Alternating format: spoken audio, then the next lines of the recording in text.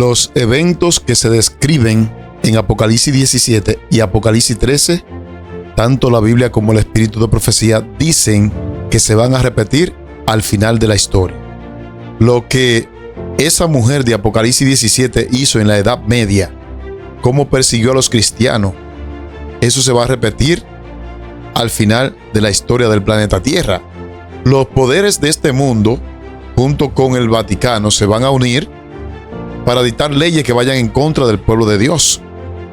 Se ha hablado mucho de Apocalipsis 17, de esa gran mujer que está sentada sobre la bestia. Hoy yo te voy a dar un enfoque que a lo mejor te va a parecer nuevo, pero es una interpretación de acuerdo al principio interpretativo. Vamos a ver Apocalipsis 17 y Apocalipsis 13, un material precioso, usted no puede perdérselo porque usted va a aprender detalles aquí de cómo usted aprender a interpretar correctamente la profecía de una manera sencilla y clara, sin dar mucho rodeo. Así que yo te invito para que te quedes y en breve retornamos. En aquel tiempo se levantará Miguel, el gran príncipe que protegía a tu pueblo, y será tiempo de angustia, cual nunca fue desde que hubo gente hasta entonces. Pero en ese tiempo será librado tu pueblo, todos los que se hallen escritos en el libro.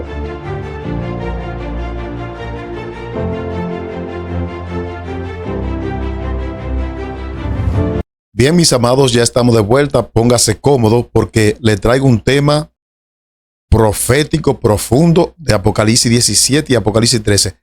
Hay algunos detalles que usted ha escuchado, quizás en la iglesia adventista, algunos predicadores, pero hoy usted se va a maravillar con los detalles que yo le tengo concerniente a esa mujer que está sentada sobre la bestia, sobre esa bestia escarlata que tiene 7 cabezas y 10 cuernos. Póngase cómodo que yo sé que usted va a disfrutar este tema y le va a ayudar en su aprendizaje profético. Pero antes, yo le voy a invitar a que usted adopte una actitud de reverencia y nos comuniquemos con Dios. Yo aquí me voy a arrodillar y ustedes entonces se acomodan como ustedes puedan.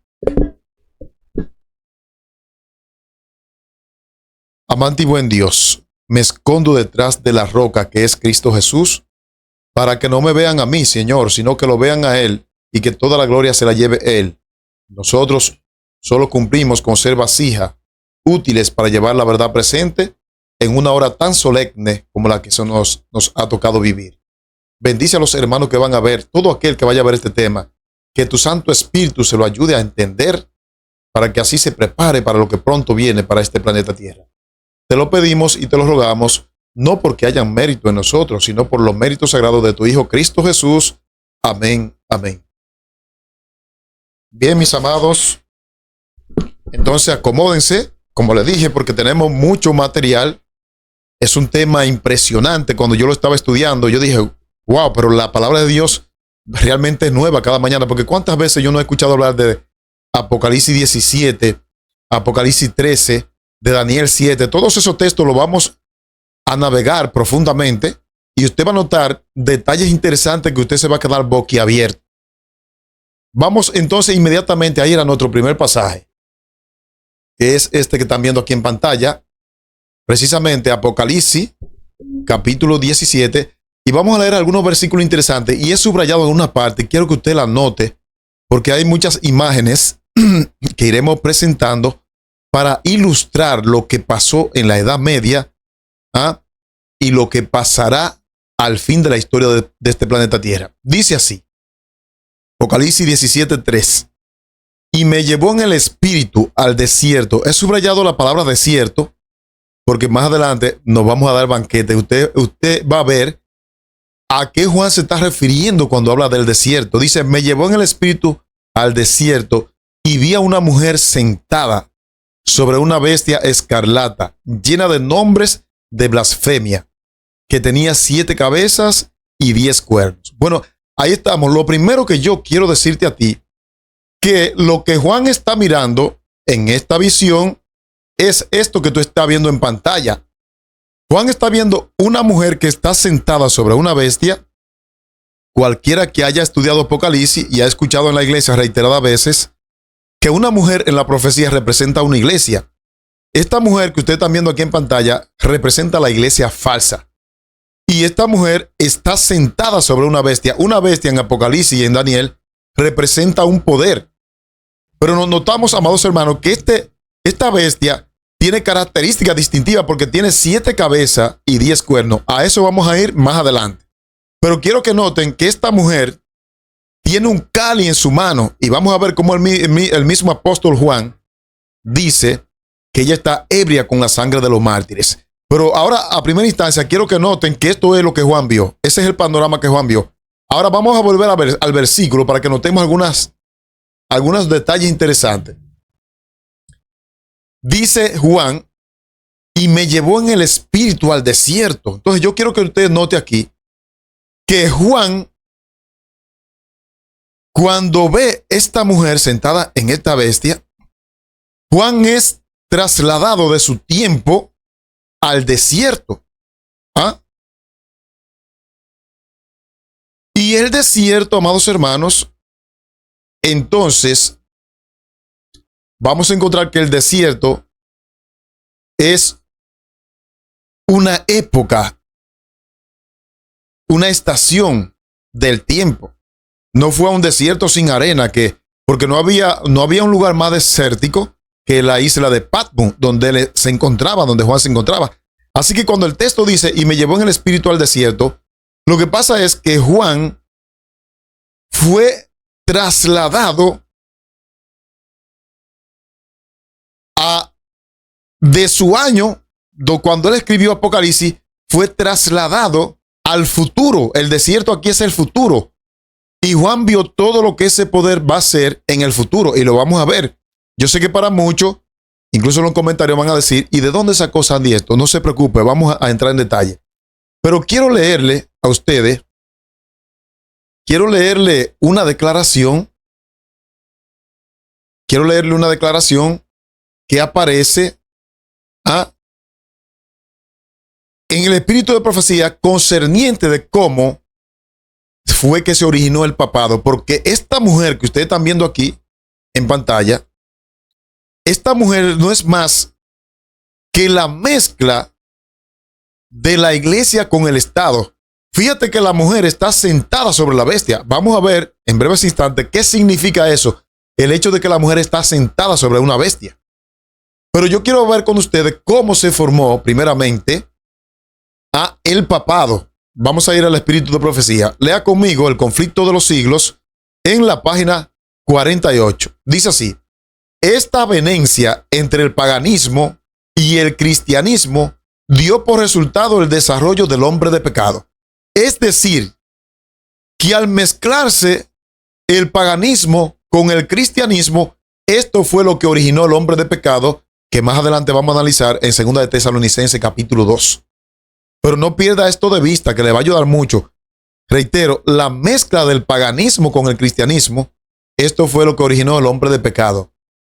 Predicho en la profecía, como poniéndose a Dios, ensalzándose a sí mismo sobre Dios. Ese gigantesco sistema de falsa religión es obra maestra de Satanás. Vamos a ver cómo Apocalipsis 17 dice que fue el mismo dragón que le entregó su poder y su autoridad. Ojo con eso. Un monumento de su esfuerzo para sentarse en el trono y reinar sobre la tierra según su voluntad. Así que vemos que esta amalgama de esta mujer sentada sobre una bestia, según el conflicto de los siglos, es una amalgama, una mezcla del poder político y religioso. Algo que Dios nunca ha ido de acuerdo. Entonces estamos viendo aquí ya cómo se originó este poder y vamos a seguir mirando, no se preocupen. Vamos a seguir mirando cómo fue que la iglesia llegó a mezclar el paganismo con el cristianismo y cómo entonces surgió el papado. Miren aquí, Eventos de los últimos días, la página 232. Dice así: cuando la iglesia primitiva se corrompió al apartarse de la sencillez del evangelio y al aceptar costumbres y ritos paganos, perdió el espíritu y el poder de Dios. Y para dominar las conciencias buscó el apoyo del poder civil. Y el resultado fue el papado, es decir, una iglesia que dominaba el poder del Estado y se servía de él para promover sus propios fines especialmente para extirpar la herejía. Resulta, amados hermanos, que en la Edad Media, esta mujer que acabamos de ver, lo que hizo fue que fue adoptando las costumbres y tradiciones de los reyes de esta tierra y así hizo alianza con ella bajo el paganismo para así poder dictar sus dogmas y erradicar, según ellos, la herejía, porque todos aquellos que se levantaban con una verdad, con el evangelio puro, que contradecía las costumbres de ellos, de esos reyes, entonces ellos le llamaban herejes. Y ellos entonces se apoyaban del poder civil, ¿para qué? Para promover persecución, para promover persecución contra los hijos de Dios, aquellos que no estaban de acuerdo con lo que ellos hacían. Y lo mismo se va a repetir al final de la historia. Al final de la historia, la profecía señalan que esa mujer de Apocalipsis 17, esa iglesia, se va a unir con el poder civil, en este caso en Estados Unidos. ¿Para qué? Para que bajo esta amalgama, esta alianza satánica, dictar leyes que vayan en contra de aquellos que guardan los mandamientos de Dios. Se va a repetir, pero aún hay más. Miren aquí. Miren lo que dice el espíritu de profecía. Para asegurar la conversión de los paganos, se hicieron concepciones de las normas cristianas. Al principio la apostasía comenzó con la aceptación del paganismo. El paganismo, poco a poquito, cuando Constantino, entre comillas, se bautizó y entró a la iglesia, desde adentro fue haciendo cambio, hasta que entonces esto dio como resultado la supremacía papal. Así como lo escucha, amado hermano. Y es bueno que tú entiendas. Ahora, yo quiero que volvamos al texto de Apocalipsis 17 porque hay otro detalle. Ya hemos visto la mujer, cómo esa mujer que representa el poder del papado, cómo surgió, cómo se originó. Ya lo hemos visto con la Biblia y el espíritu de profecía. Vamos a volver al texto de Apocalipsis 17 porque hay otros detalles. Dice, ya hemos visto cómo se formuló. Dice, y me llevó en el espíritu al desierto. Ahora tenemos que ver qué significa el desierto. Porque mucha gente que lee este texto piensan que fue que Juan fue tomado de la isla de Patmos y fue llevado a un desierto. No fue así. Juan fue trasladado en el espíritu a el futuro para ver todo lo que había de acontecer al fin de la historia del planeta Tierra. El desierto aquí es el futuro. Ahora, vamos a buscar otro pasaje que nos enseña este principio del desierto. Y es un pasaje conocido, para que miremos que el desierto que Juan fue trasladado en Apocalipsis 17:3 es una época de desorden, de inmoralidad, de un caos total en cuanto a la moral. Para eso vamos a buscar otro versículo cumpliendo con el reglamento de Isaías 28:10, un poquito aquí, un poquito allá. Vamos a valernos de Génesis capítulo 1 y el versículo 2 nos da el contexto de qué representa el desierto. Dice, y la tierra estaba desordenada y vacía. Y las tinieblas cubrían, fíjate que aquí aparecen las tinieblas, y las tinieblas cubrían la faz del abismo. Y el Espíritu de Dios se movía sobre la faz de la tierra. Lo que yo quiero que ustedes entiendan, amados hermanos, es que aquí en Génesis dice que la tierra estaba desordenada. En algunas versiones originales dice desierta y vacía y con tinieblas. Así que cuando Juan es trasladado al desierto por el Espíritu, Juan es tomado de su época y llevado al futuro, donde esta supremacía papal comienza a instigar, a maltratar a los hijos de Dios. Es decir, el desierto es sinónimo de desorden, como vimos en Génesis 1 y el versículo 2. Este desierto que Juan es trasladado es una época de desorden, de inmoralidad. Y eso es lo que nosotros estamos viendo hoy día claramente, cumpliéndose así el Apocalipsis. Hoy estamos viviendo nosotros en esa época que vio Juan. Ese desierto donde él fue trasladado fue al futuro. Y vamos a ver por qué decimos esto, porque el mismo libro de Apocalipsis te lo explica. Juan vio una época de desorden. Los reyes de la tierra, los gobernantes de este mundo, los magnates, junto con los poderes religiosos de alta envergadura, causan muchos problemas, mucho desorden para crear necesidades. Primero ellos crean un desorden, una crisis, y después esto genera una necesidad, que es lo que estamos viendo hoy día en el mundo, el desorden. Y no solamente el desorden en cuanto a la era moderna, sino que hay un desorden en cuanto también a la inmoralidad.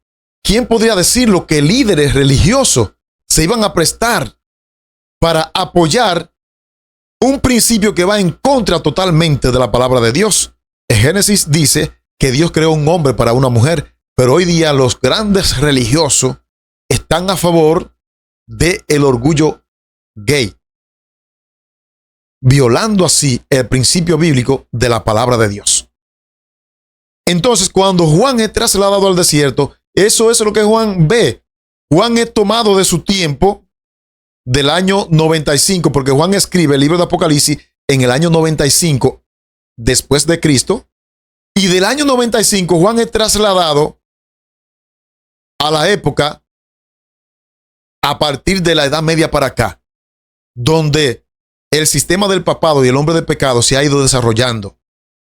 Y Juan pudo ver en ese desierto todo el caos, el desenfreno, el desorden moral que estos poderes unidos iban a causar. Y esto es importante que lo tengamos en cuenta para que sepamos que la Biblia, las profecías se cumplen al pie de la letra.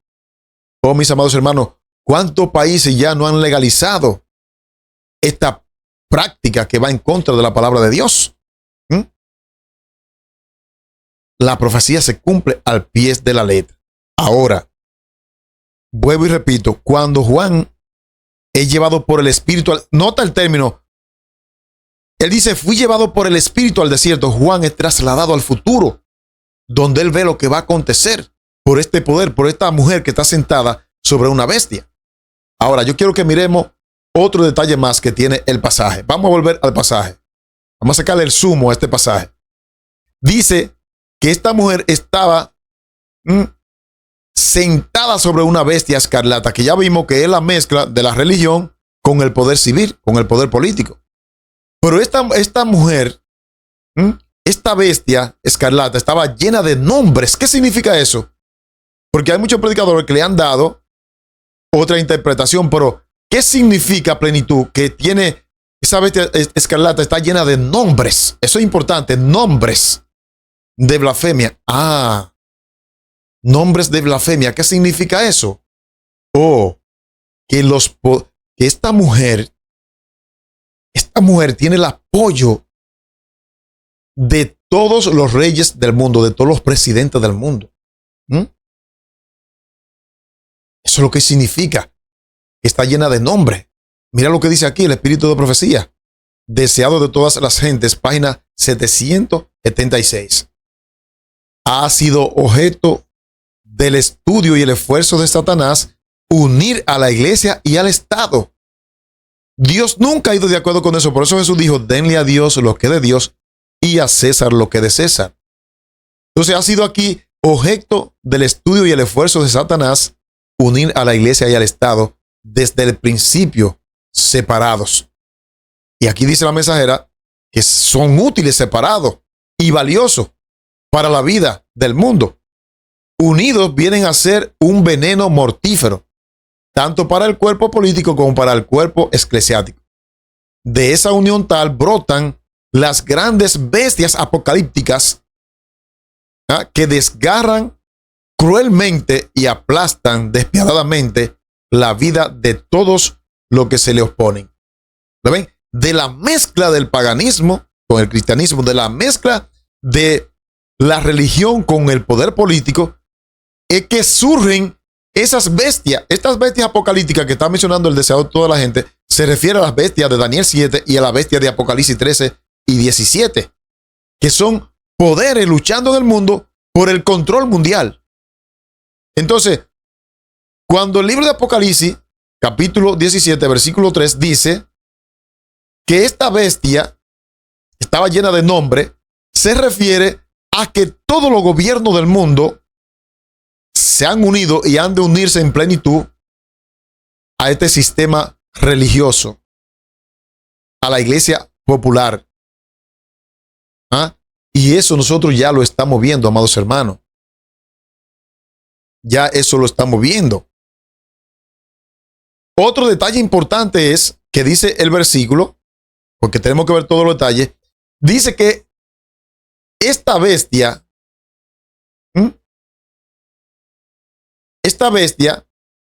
dice,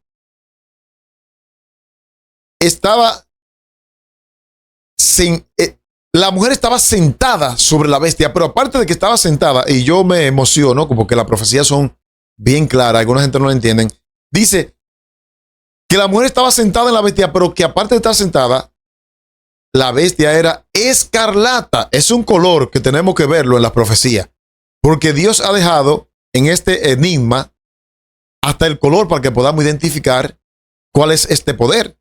Ahora yo le pregunto a ustedes, ¿cuáles son los únicos jerarcas que visten escarlata? ¿Cuáles son? Está claro. Apocalipsis te está diciendo clarito cuál es ese poder. Es la ropa de gala que usan los papas, escarlata.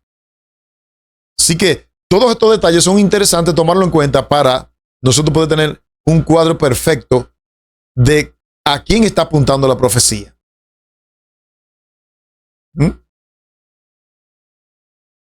Así que yo espero que hasta ahora esté claro.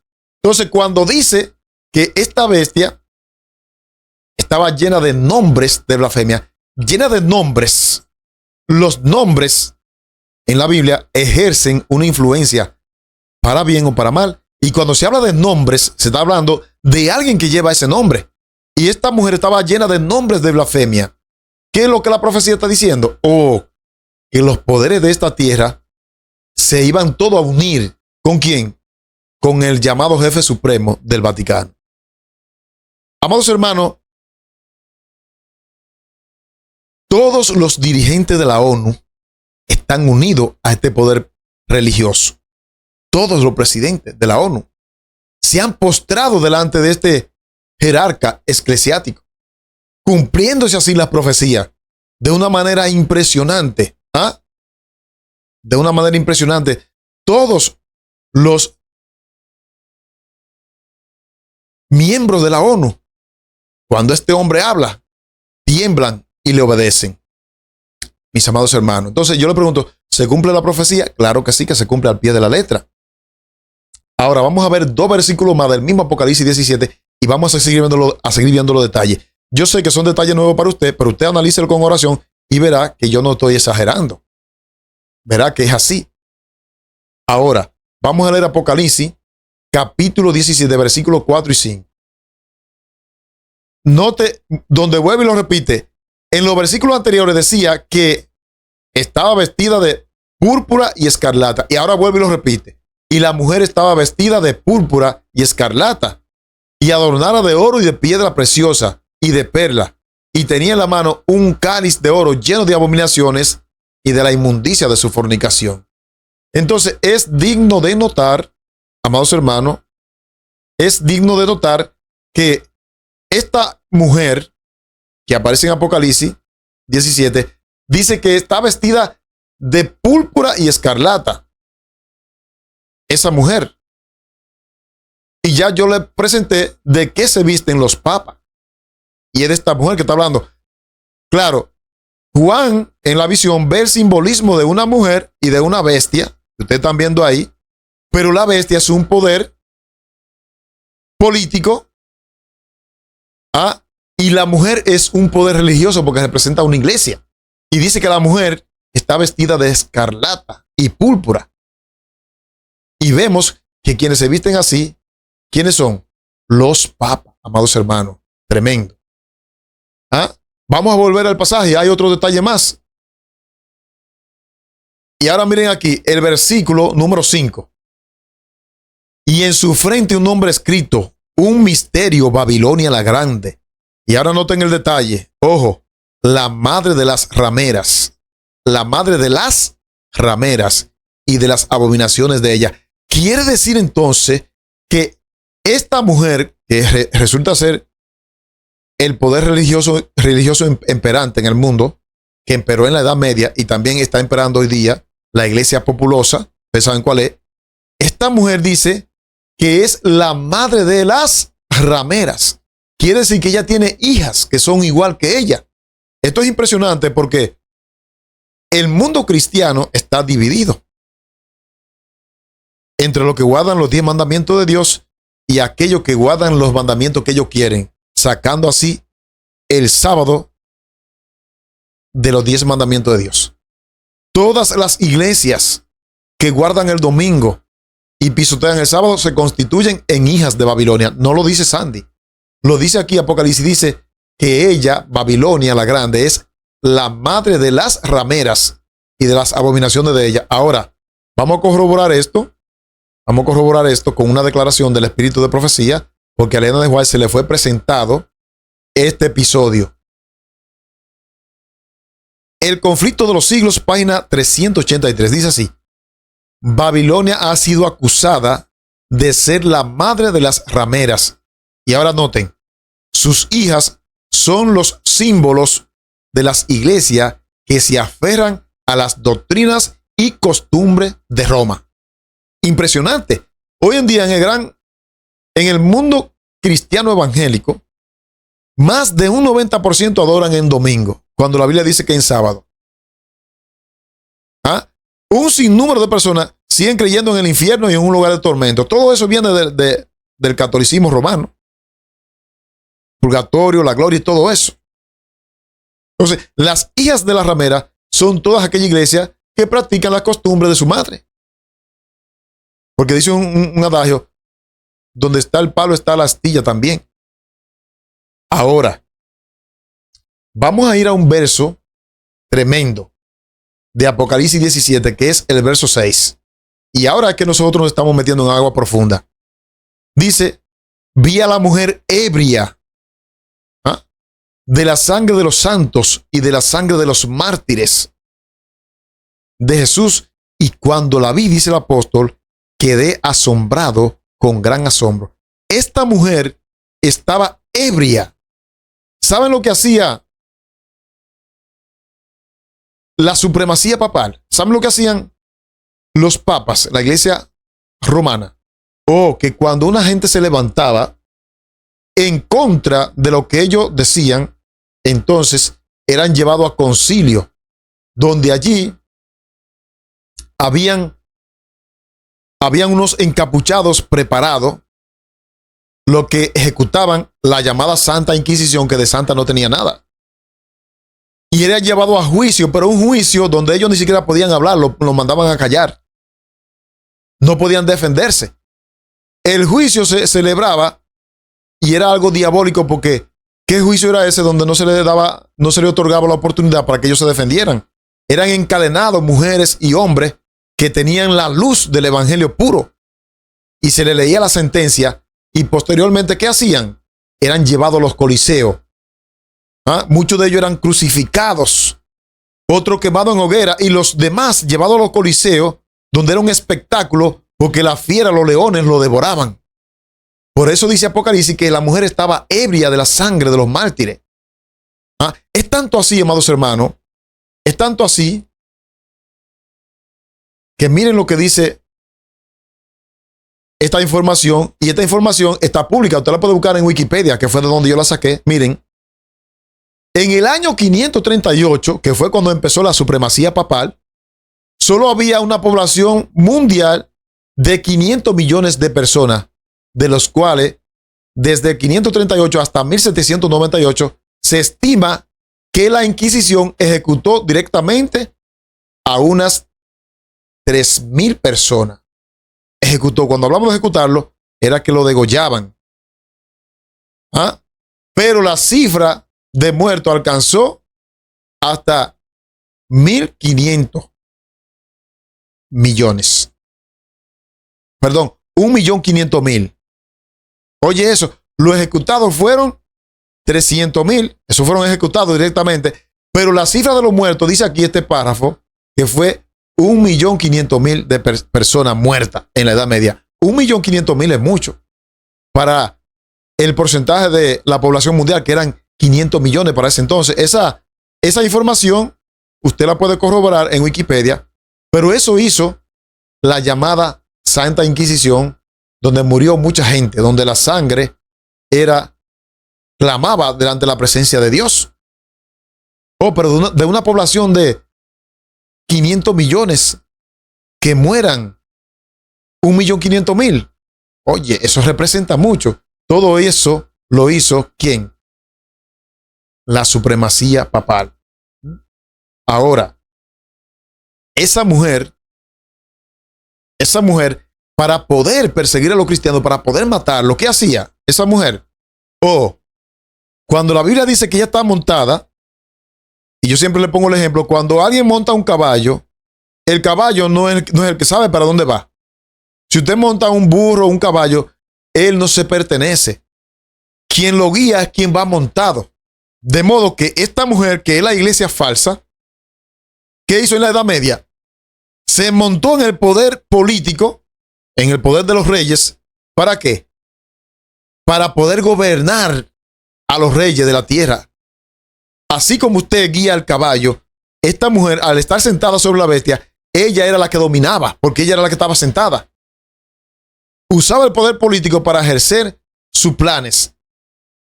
Unos planes que costó la vida de muchas personas en la Edad Media. 1.500.000 muertos. Eso es mucho. Y eso es tanto así que yo recuerdo que en el año 2000 salió un periódico llamado Clarín Vaticano, y en ese periódico, mira lo que decía. Juan Pablo II pide perdón por la sangre derramada durante la supremacía papal. Públicamente pidió perdón.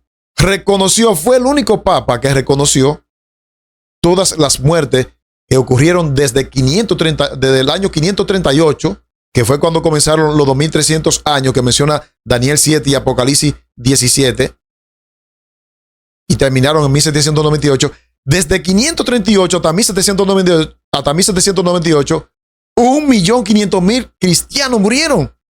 Y por eso en el año 2000, Juan Pablo II salió en este periódico pidiendo perdón públicamente por la sangre derramada por la supremacía papal.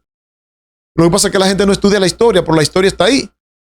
Ahora, vamos entonces ahora a ir a otros versículos para que ustedes vean, de Apocalipsis 17. Esta vez, versículos 12, 13 y 14. Los 10 cuernos que has visto son 10 reyes que aún no han recibido reino. Aquí yo quiero hacer un paréntesis porque esta profecía, cuando algunos la comparan con Daniel capítulo 2, donde Nabucodonosor tiene el sueño de la estatua, que luego Daniel va y le da la interpretación por orden de Dios, aquí algunos están errados, porque algunos dicen que la parte de los 10 dedos de la estatua que vio Nabucodonosor representa a las 10 tribus bárbaras de Europa, y no puede ser. No puede ser. Y lo vamos a ver porque estos reyes dicen que no han recibido reino en Apocalipsis. ¿Por qué no puede ser que los 10 dedos de los pies de la estatua que vio Nabucodonosor sean las 10 tribus bárbaras? Porque cuando viene la roca que fue cortada sin mano humana, que representa la venida de Cristo, es en los pies que da. Y Cristo no ha venido a desbaratar las 10 tribus bárbaras. No, estos reyes van a estar gobernando al fin de la historia. Y lo vamos a ver en nuestro tema. Y yo oro al Espíritu Santo para que yo me haga entender. Pero vamos a seguir leyendo. Los 10 cuernos que has visto son 10 reyes que aún no han recibido reino. ¿Lo ven? Pero por una hora recibirán autoridad como reyes juntamente con la bestia. Ahora, el detalle que yo quiero que ustedes noten es el del verso 13. Porque estos reyes, dice aquí, estos 10 reyes, dice que van a gobernar junto con la bestia. ¿Con cuál bestia? Con la que venimos diciendo, la bestia escarlata. Y ahora noten para qué ellos van a gobernar. Estos tienen un mismo propósito. Y entregarán su poder y su autoridad a la bestia. El propósito de los reyes de la tierra al final de la historia es entregar su poder y su autoridad ¿a quién? A la bestia. Lo dice clarito la profecía. Y ahora noten el versículo 14. Noten, hermano, el versículo 14 para que ustedes vean. ¿Cómo dice? Dice, pelearán contra el Cordero y el Cordero los vencerá. Algunos creen que se está refiriendo después del milenio. No. Cuando usted lleva la secuencia del cronograma profético, se dará cuenta que Juan es trasladado al futuro y está viendo lo que va a ocurrir en nuestros días cercanos. Cuando dice, pelearán contra el Cordero y el Cordero los vencerá, porque Él es Señor de señores y Rey de reyes, y los que están con Él son llamados elegidos y fieles. Aquí no se está refiriendo a que ellos van a pelear literalmente con Jesús. No está hablando después del milenio de Apocalipsis 21. Aquí está hablando de la persecución. Ellos van a pelear contra el Cordero, pero es a través de los hijos del Cordero. Y usted dirá, ¿cómo así, Sandy? Bueno, vamos a ver un pasaje paralelo. Vamos a ver, mira aquí. Vamos a ver este pasaje paralelo.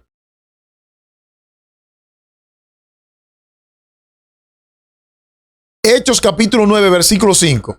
Y dijo, es cuando Pablo va camino a Damasco, persiguiendo a los cristianos, que se encuentra con Jesús. Noten ahora el detalle para que no me vayan a decir a mí que cuando Apocalipsis 17, 14 dice, pelearán contra el Cordero, no es contra Jesús. Mira lo que dice aquí. Y dijo, eso es Pablo diciendo, ¿quién eres, Señor?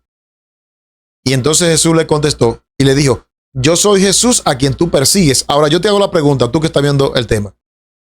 ¿Realmente Pablo perseguía a Jesús? No, querido hermano. La Biblia hay que saberla interpretar, hay que saberla entender. Cuando Jesús le dice aquí, yo soy Jesús a quien tú persigues, lo que Jesús le estaba diciendo, al tú perseguirlo a ellos, a mis hijos, tú me estás persiguiendo a mí. Porque el mismo Jesús dijo, en cuanto lo hiciste a uno de mis hermanos más pequeños, a mí lo hiciste. Y eso es válido para el bien y para el mal. Si tú le hiciste un bien a los hijos de Dios, le está haciendo un bien a Jesús. Pero si tú lo persigues, estás persiguiendo al mismo Jesús. De modo que aquí dice, ¿quién eres tú, Señor? Dice Pablo. Y entonces Jesús le contesta, yo soy Jesús a quien tú persigues.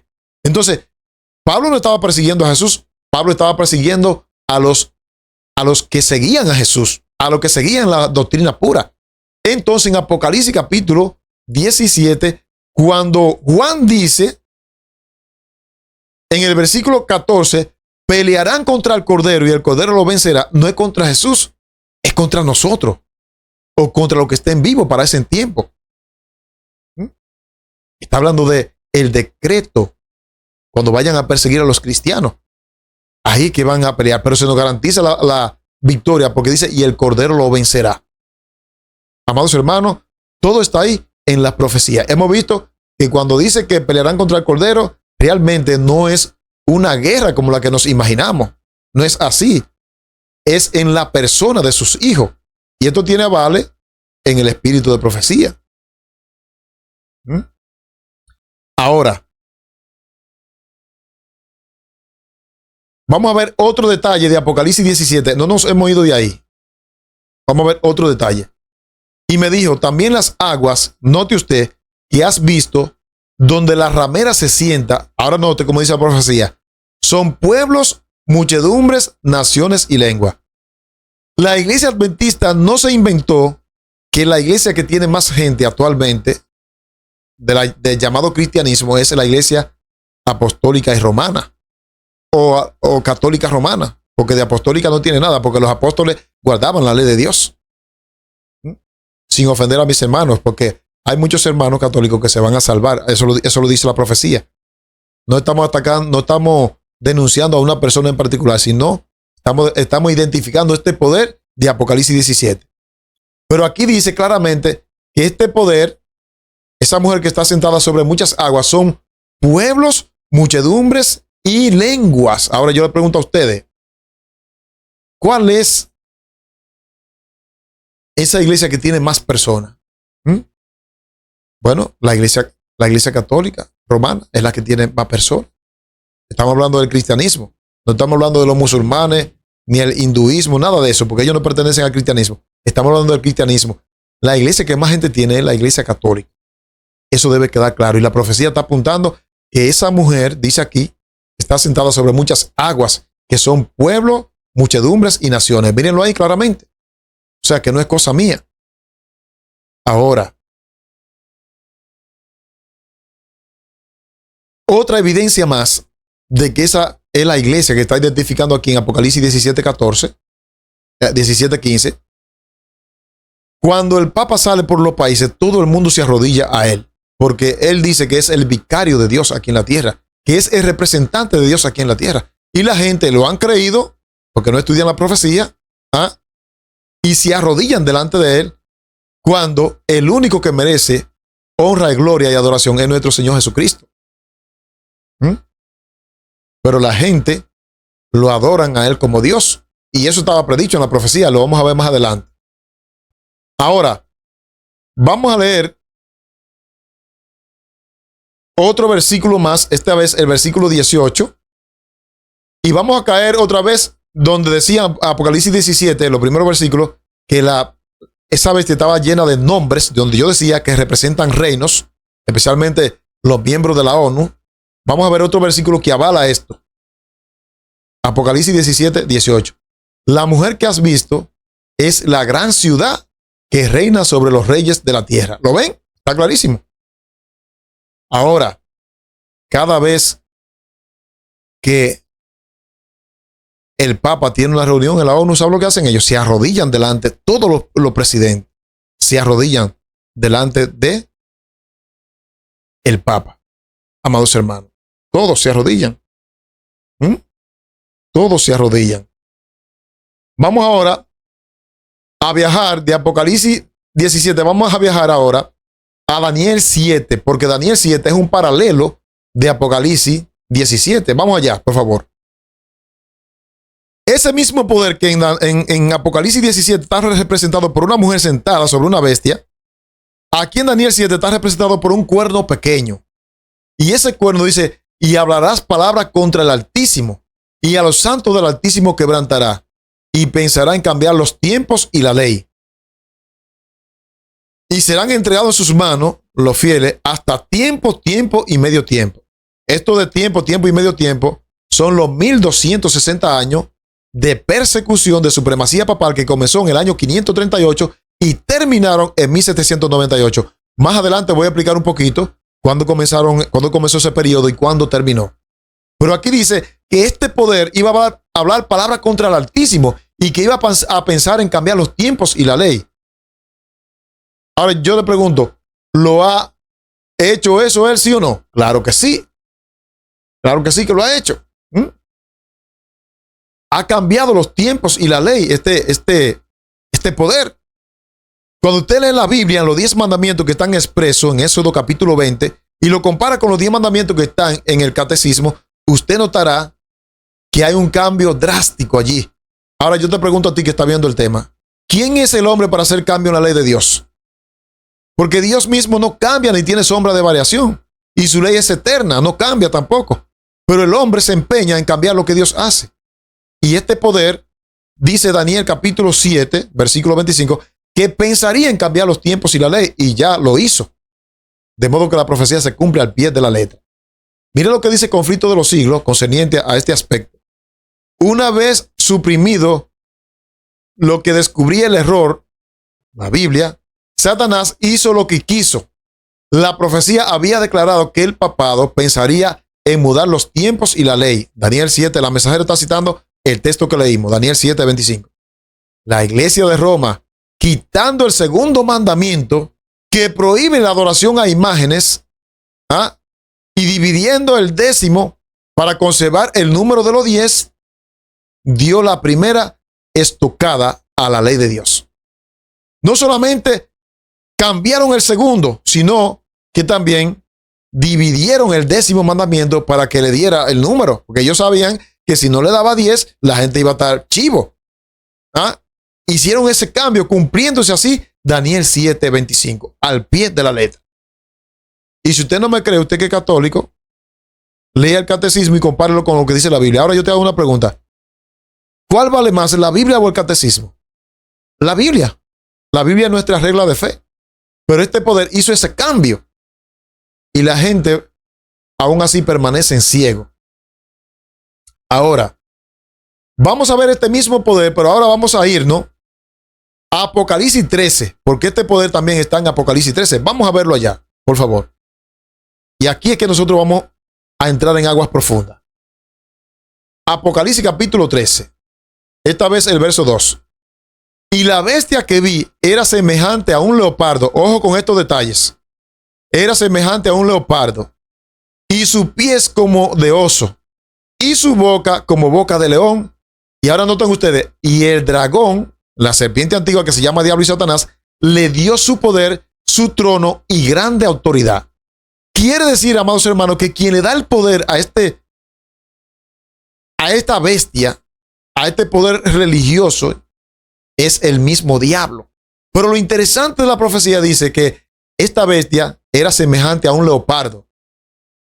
¿Ah? Y sus pies como pies de oso. Y su boca como león. Y el dragón le dio su poder y su autoridad. Qué interesante, porque esta bestia de Apocalipsis 13, que resulta ser el mismo poder de Apocalipsis 17, es una amalgama de las culturas babilónica, medopérsica y de Grecia. Por eso el apóstol ve que esta bestia era semejante a un leopardo. Tenía pies como de oso y boca como león. El león en Daniel 7 es Babilonia. El oso son los medos y los persas. Recuerden que el oso tenía un lado más alto que el otro, porque había uno de los dos imperios que era más grande, de los medos y los persas. Pero dice también que era semejante a un leopardo, el leopardo de Grecia. ¿Qué tiene esto que ver, Sandy? Oh, interesante, porque este poder de Apocalipsis 17 y de Apocalipsis 13 es una amalgama, es una mezcla de cultura pagana, de culto diabólico y costumbres y tradiciones antiguas que hereda de esos imperios de Babilonia, de Medo-Persia y de Grecia. ¿Cómo así, Sandy? Claro que sí.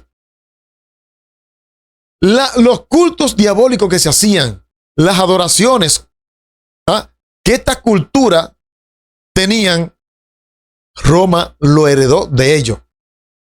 El imperio grecorromano heredó esas idolatrías de esos pueblos.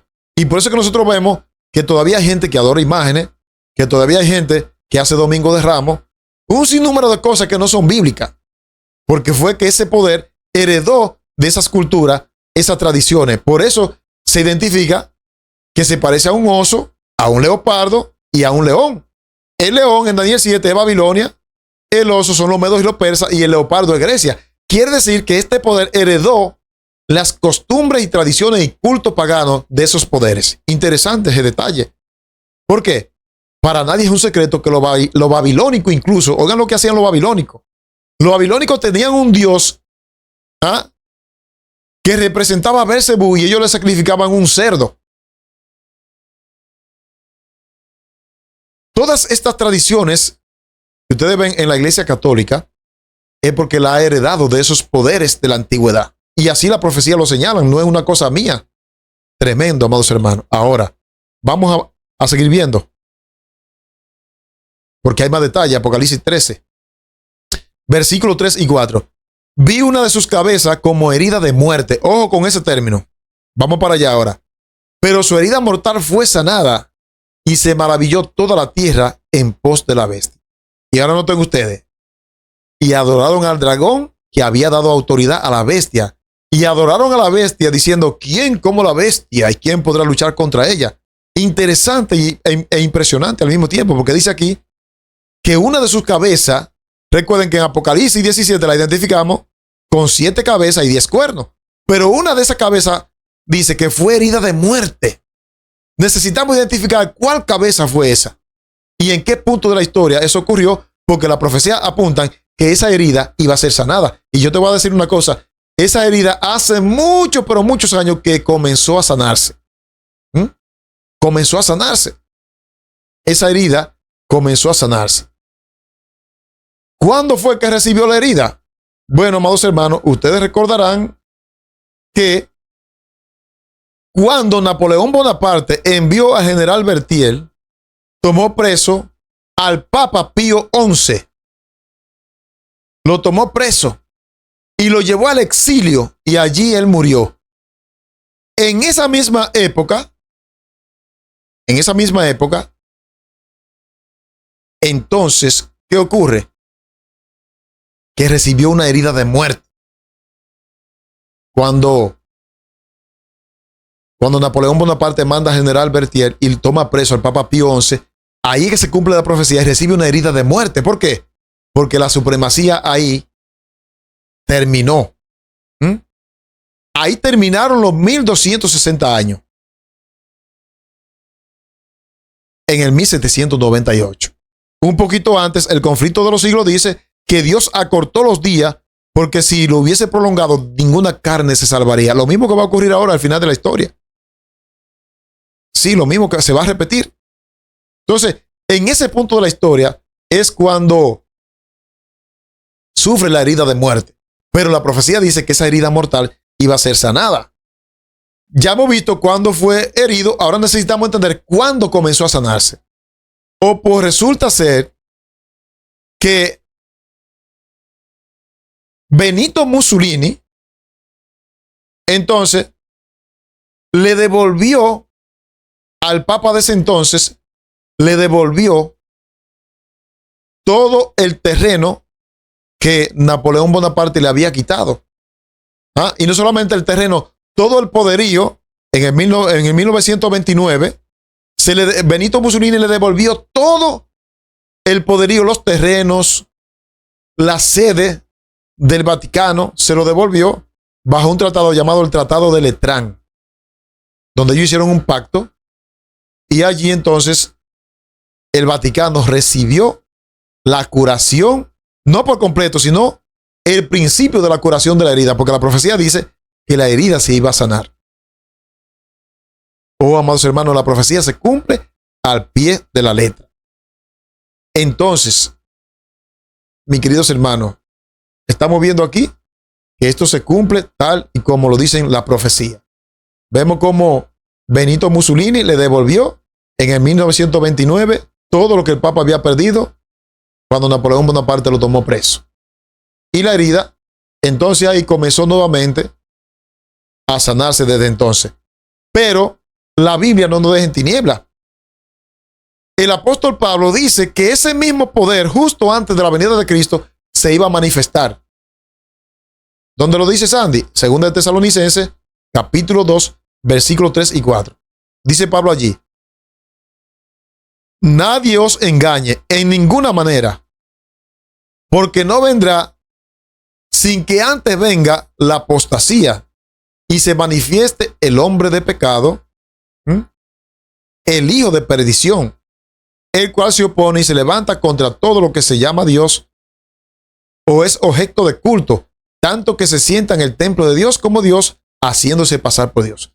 Pablo identificó este poder como el hombre de pecado, que antes de la venida de Cristo iba a recibir su supremacía. Y para que eso ocurra, todos los reyes de la tierra, todos los presidentes de la ONU, los 93 presidentes de la ONU tienen que unirse y ya están unidos al Vaticano. Amados, la profecía se está cumpliendo. Es nosotros que no lo creemos, pero se está cumpliendo al pie de la letra. Sí. Y Pablo lo dijo. Ahora, el espíritu de profecía confirma lo que el apóstol Pablo dijo. Conflicto de los siglos, página 49. Pablo advirtió a la iglesia de la tremenda apostasía que culminaría en el establecimiento del poder papal. Predijo que el evangelio sería pervertido y conduciría que en la iglesia se introdujeran errores que harían el desarrollo del nombre de pecado. El apóstol declara: el Señor no vendrá sin que antes venga la apostasía y se manifieste el hombre de pecado, el hijo de perdición, el cual se opone y se exacta contra todo lo que se llama Dios, tanto que es objeto de culto, tanto que se sienta en el templo de Dios como Dios, haciéndose pasar por Dios. Ahora yo te pregunto, ¿cuál es la única persona en el mundo que la gente lo trata como si fuera un Dios, que se le arrodilla, le besa la mano, le besa los pies? ¿Cuál es? El Papa. Eso está claro. Y Pablo lo identificó y aquí Ellen White lo está confirmando, amado hermano. Tremendo. Ahora,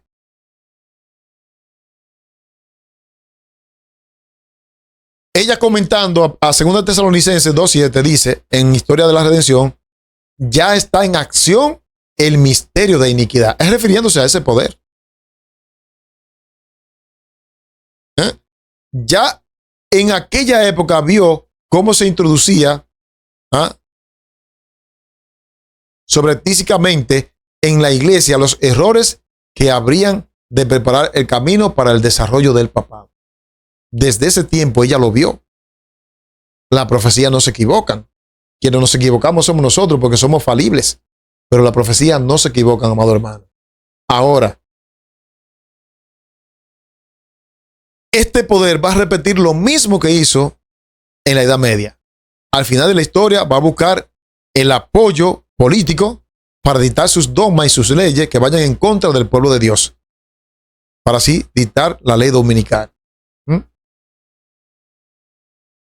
Es una corrupción total lo que impera en esa denominación.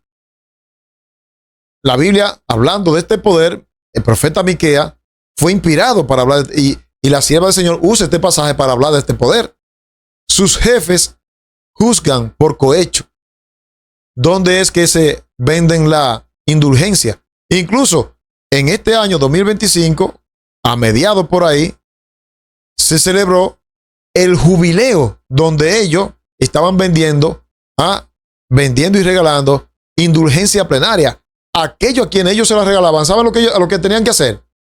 Tenían que hacer cierta penitencia para poder regalarle la indulgencia plenaria. Las indulgencias es que si tú tienes un familiar que murió en pecado, ellos rezan por él, usted da una dote de dinero y esa persona pasa del purgatorio a la gloria. Eso no es bíblico. Después que usted murió ya no hay chance. El chance está ahora mientras estamos en vida. Dice el libro de Hebreos que es menester que el hombre muera una sola vez y después de eso juicio. Pero dice, sus jefes juzgan por cohecho y sus sacerdotes enseñan por precio. ¿Quién fue que originó la lotería? Para aquellos que no sabían, fue el padre Villini. Sus profetas adivinan por dinero. Con todo se apoyan en Jehová. Dicen que son cristianos. Diciendo, no está Jehová en medio de nosotros. No vendrá mal sobre nosotros. Eso es lo que dicen. Pero siguen con las tradiciones de este mundo. Llevándose de hombre. Tremendo. Cómo la profecía se cumple al pie de la letra. Oh, amados hermanos, por eso tenemos nosotros que dar página para la izquierda. En el gran conflicto final, Satanás empleará la misma táctica. ¿Lo ven? Lo mismo que ocurrió en la Edad Media. No crean que nosotros no vamos a ir limpios. No. Lo que ocurrió en la Edad Media se va a repetir y ahora va a ser más fuerte. Porque dice, en el gran conflicto final, Satanás empleará las mismas técnicas, manifestará el mismo espíritu y trabajará con el mismo fin que en todas las edades. Lo que ha sido volverá a ser, con la circunstancia agravante de que la lucha venidera será señalada por una intensidad terrible, dice la mensajera, la cual el mundo no vio jamás. ¿Lo ven? Si hubo sangre en la Edad Media, ahora va a haber sangre. La gente cree que no. Sí. Jesús dijo, todo el que quiera vivir piadosamente en Cristo Jesús padecerá persecución. Si eso hicieron con el árbol verde, que no harán con el seco. Amados, preparémonos porque ese poder no cambia. Ese poder, aunque ustedes lo vean así, está con sus planes calladito. ¿Y qué dice la Biblia? Si ves en la provincia que se oprime al pobre y se pervierte el derecho de la justicia, no te asombres de ello, porque sobre uno que es más alto, vigila otro más alto, y uno más alto está sobre ellos. Ellos van a dictar leyes injustas, van a hacer cosas con nosotros, pero no tenemos nada que temer, porque por encima de ellos hay uno más alto. Eso es lo que está diciendo el sabio Salomón. Eso es lo que está diciendo. Aunque ustedes vean que vengan persecuciones, que vengan lo que venga, por encima de ellos hay uno más alto, y Dios no va a permitir que sus hijos, aunque sean probados, que le dañen la vida y la salvación a los hijos de Dios. No. Así como un grupo se mantuvo fiel, aunque le costó sangre y la vida en la Edad Media, Dios va a tener un grupo también al final de la historia. Una generación que va a vivir para Dios. Sí, amado hermano. Siempre que la iglesia alcanzó el poder civil, lo empleó para castigar a los que no admitían todas sus doctrinas.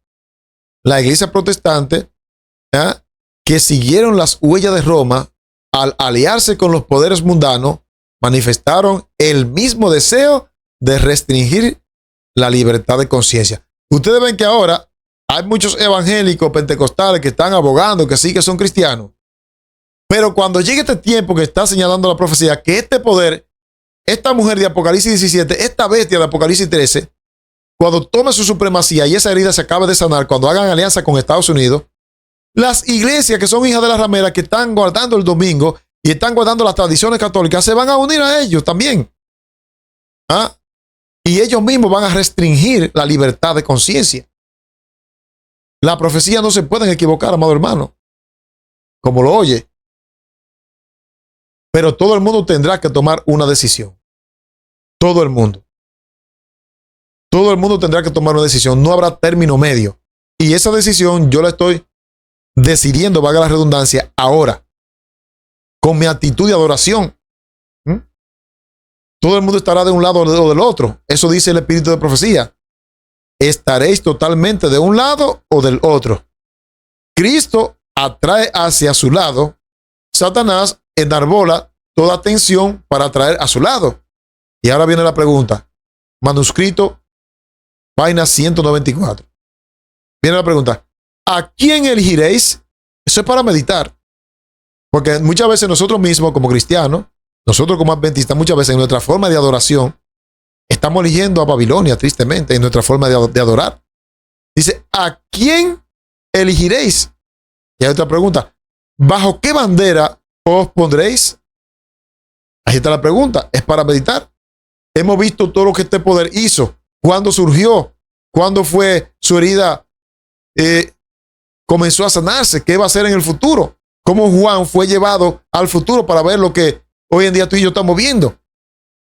Y todo el mundo tendrá un papel en este desenlace. Amado, la historia se va a repetir. Eso dice en la profecía. Lo que ocurrió en la Edad Media se va a repetir. Lo que ocurrió en el año 70 con Jerusalén se va a repetir ahora con nosotros. Muchos serán llevados ante los magistrados, ante la cárcel para dar testimonio de su fe. Amado, y muchos van a perder su vida. Va a haber mártir, claro que sí. Otros estarán firmes como una roca, llevando el fuerte pregón. Pero ahora es el inicio de nosotros. ¿Por qué? Porque la herida de ese poder que lucha en contra del pueblo de Dios, de ese poder de Apocalipsis 17 y Apocalipsis 13 y Daniel 7, ya la herida está casi curada por completo. Todos los sectores del mundo se están uniendo al papado. Y nosotros estamos dormidos. No, amados hermanos. Tenemos que despertar porque ese poder que Juan vio va a ser lo mismo que hizo en la Edad Media. Nosotros tenemos que pedirle fuerza a Dios y saber que esta alianza satánica se va a dar muy pronto.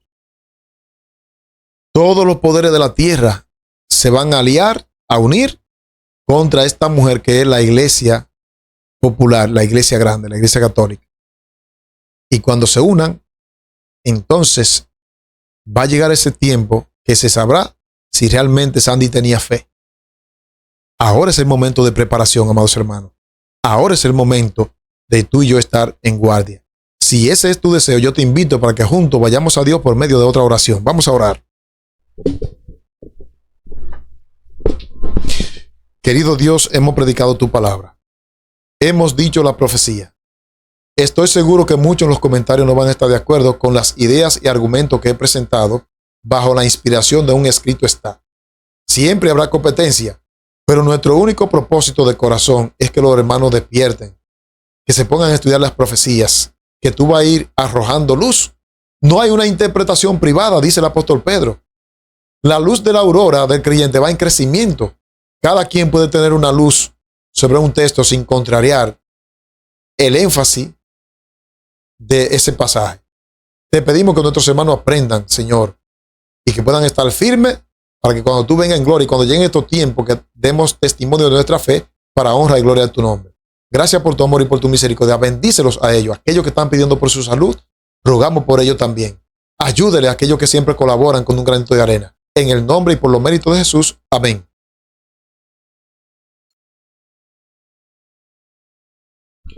Bien, amados hermanos, hemos concluido nuestro tema por el día de hoy. Hoy estuvimos hablando de esta mujer de Apocalipsis 17, comparando los textos de Daniel 7 y de Apocalipsis 13. Yo espero que te haya ayudado este estudio.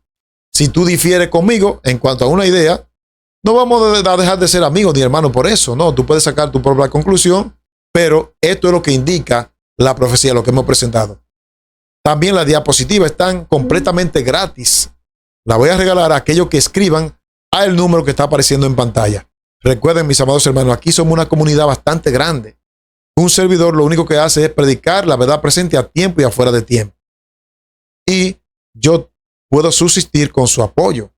Usted puede enviarnos sus ofrendas voluntarias, ¿verdad?, para el sostenimiento de esta obra, ya que somos un ministerio de sostén propio. No dependemos de nadie, solamente de Dios a través de ustedes. Un abrazo, que el Señor me lo bendiga, y si Dios lo permite, nos encontraremos en otro tema. Bye. En aquel tiempo se levantará Miguel, el gran príncipe que protegía a tu pueblo, y será tiempo de angustia, cual nunca fue desde que hubo gente hasta entonces. Pero en ese tiempo será librado tu pueblo, todos los que se hallen escritos en el libro.